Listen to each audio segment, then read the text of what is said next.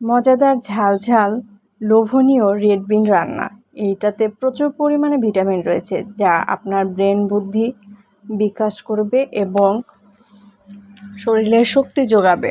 অনেক পরিমাণে ভিটামিন এই খাবারটাই, আর এটা অনেক স্বাস্থ্যসম্মত। আর এটা একদম আমি ঝাল ঝাল মজাদার করে রান্না করেছি। এইটা দেখেন কালারটা যা হয়েছে না, জোস, একদম লোভনীয় এবং জিভে হচ্ছে পানি চলে আসবে। অনেকেই বলবে যে বিকেলের খাবারে এরকম খাবার আইটেম থাকলে অনেক মজা করে খাবে। দেখেন ধোঁয়া উঠতেছে আর অনেক লোভনীয় একটা খাবার। এখানে আমি মুরগি মাংস উঠাই দিয়েছি। মুরগির মাংসটা ভালোভাবে মাখা মাখা করে রান্না করব। ঝাল লবণ ঠিকঠাক হলে সব কিছু ভালো লাগে। আর কালারটা দেখেন, আর রসে টইটুম্বুর আর লোভনীয় একটা খাবার। যাক, এটাতে আমি লাউটা দিয়ে দিলাম। এরপর লাউ দিয়ে মুরগির মাংস রান্না অনেক মজাদার। এটা একদম গাছের আমাদের কুমড়াটা এতটা ভালো।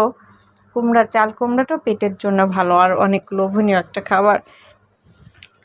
আর যদি হয় গাছের তাহলে তো আরও ভালো হয়। আর এখানে আমি গরুর মাংস ধুয়ে নিচ্ছি, এটাও পরিষ্কার করে কেটে ধুয়ে নেব। আর এই যে দেখেন ফ্রেশ গরুর মাংস রান্না অনেক লোভনীয়। আর এটার কোষগুলো আর এইটার ওপরের চর্বিগুলো দেখেন সবগুলো পরিষ্কার করে ধুয়ে নিয়েছি। এখানে আমি ঝাল লবণ দিয়ে মাখাই দেব। এখানে আমার 4 কেজির মতো গরুর মাংসটা রয়েছে।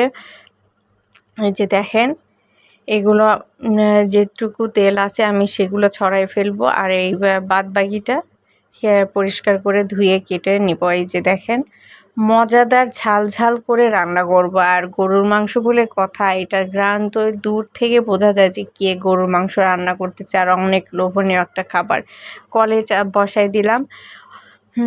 মজার বলে কথা, ঝাল লবণ ঠিকঠাক হলে সব কিছু উপকরণ যদি ঠিকঠাক হয় গরুর মাংস অনেক মজার হয়। আর গরুর মাংস বলে সব কিছুই মজার হয়। দেখেন আমি পরিষ্কার করে ধুয়ে এখন পাতিলে উঠাই দিব।